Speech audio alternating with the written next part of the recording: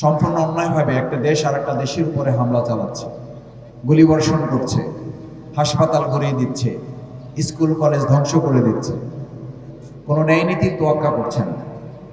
এর মূল কারণ হচ্ছে তাদের মধ্যে আল্লাহর ভয়ের এবং দুনিয়ার যে মানুষের কাছে জবাবদিহিতা, আল্লাহ তাআলার কাছে যে জবাবদিহিতা, এই জবাবদিহিতা তাদের মধ্যে নেই। আমরা যদি আমাদের সমাজ এবং রাষ্ট্রে আল্লাহকে ভয় করার এবং আল্লাহর সামনে আমাদেরকে জবাবদিহি করতে হবে, এই অনুভূতি যদি আমরা লালন করার মতো কিছু মানুষ তৈরি করা যায়, তাহলে আজকের এই যুদ্ধ বিগ্রহ আমাদের প্রিয় মাতৃভূমি বাংলাদেশে আজকে যে দুর্নীতি, সন্ত্রাস, চাঁদাবাজি, অন্যায়, অত্যাচার, খুন, রাহাজানি, ধর্ষণ, এই সব কিছু বন্ধের জন্য পবিত্র মাহে রমজান হচ্ছে আমাদের সবচেয়ে বড় ঢাল, সবচেয়ে বড় হাতিয়ার। সেজন্য প্রিয় নবী রাসূল করিম সাল্লাল্লাহু আলাইহি ওয়াসাল্লাম হাদিসে রমজানকে উল্লেখ করেছেন, আস-সাওমু জুন্নাতুন, রমজান হচ্ছে আমাদের জন্য একটা ঢাল স্বরূপ। এই রমজানের 30টি রোজা আমাদেরকে প্রশিক্ষণ দিয়ে পরবর্তী 11 মাস পরিচালনায় আমরা কিভাবে ব্যক্তি নিজেকে অন্যায় থেকে বাঁচিয়ে রাখবে, অসত্য থেকে বাঁচিয়ে রাখবে, অকল্যাণ থেকে বাঁচিয়ে রাখবে, অসততা থেকে বাঁচিয়ে রাখবে, আমরা কিভাবে আমানতদারিতার সাথে ব্যক্তি, পরিবার, সমাজ এবং রাষ্ট্র পরিচালনা করব, এটার জন্য রোজা হচ্ছে আমাদের জন্য একটা ঢাল স্বরূপ।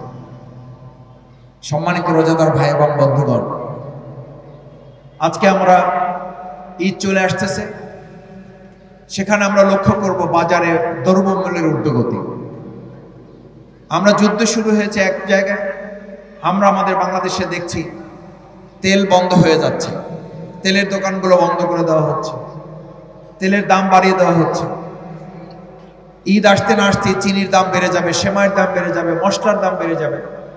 এই বেড়ে যে যাচ্ছে, এটার মূল কারণ হচ্ছে ওই ব্যক্তি যিনি ব্যবসা করেন, তিনি আল্লাহকে যত না ভয় করেন, তার চেয়ে দুনিয়ার লোভের কাছে তিনি মাথা নত করে ফেলেন।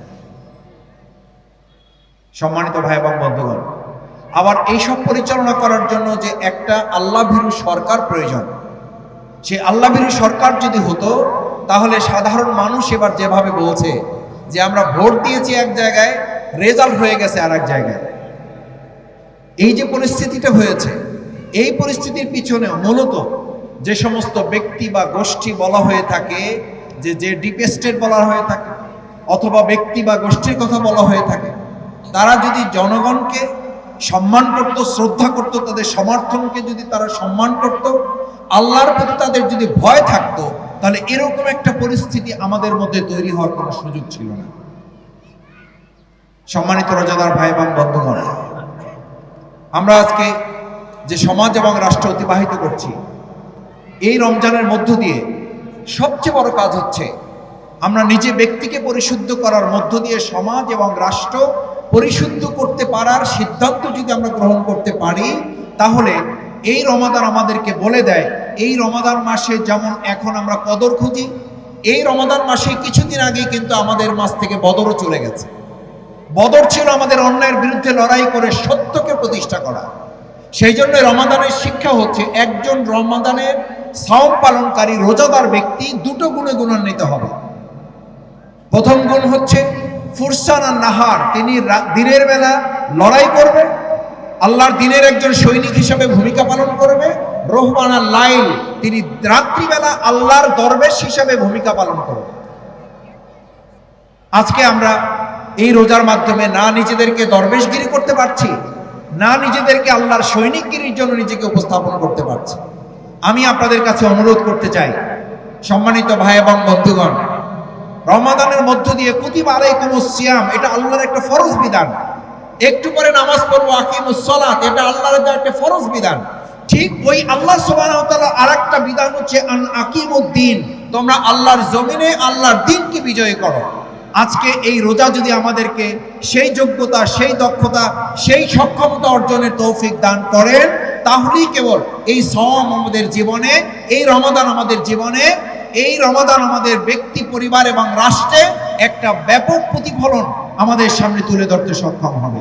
আমি রমাদানে এই রোজাদার ভাই বন্ধুদের কাছে এটা কি প্রত্যাশা করতে পারি যে আমরা নামাজ যেমন ফরজ, রোজা যেমন ফরজ, আল্লাহর জমিনে আল্লাহর দ্বীন কায়েমের কাজ ফরজ, এই কাজটিও আমরা রোজার মধ্য দিয়ে প্রশিক্ষণ গ্রহণ করে আল্লাহর দ্বীনের যেমন আমরা নিজেদেরকে রোজাদার বানিয়েছি, আমরা যেমন মুসল্লি বানিয়েছি, আমরা ঠিক আল্লাহর দ্বীন কায়েমের জন্য কোরআনের একজন কর্মী বানাবার জন্য কি আমরা রাজি আছি? ইনশাআল্লাহ, ইনশাআল্লাহ আমরা কি রাজি আছি?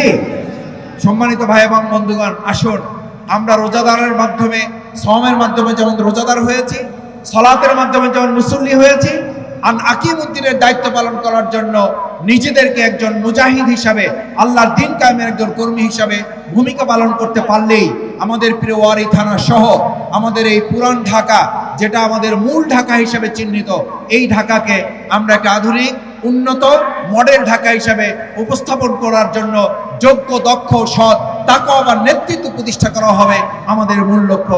সেই প্রত্যাশা ব্যক্ত করে সবাইকে ধন্যবাদ জানিয়ে আমি আপনাদের কাছ থেকে ক্ষমা চেয়ে নিচ্ছি। শেষ পর্যন্ত আপনাদের সাথে দোয়ায় শামিল থেকে ইফতার করতে পারলে আমার জন্যই সৌভাগ্যের হতো। আপনারা ক্ষমা সুন্দর দৃষ্টিতে দেখবেন। ভবিষ্যতে কোনো এক সময় আপনাদের সাথে একত্রে মিলিত থেকে ইফতারে শামিল হব। আসসালামু আলাইকুম ওয়া রাহমাতুল্লাহি ওয়া বারাকাতুহু।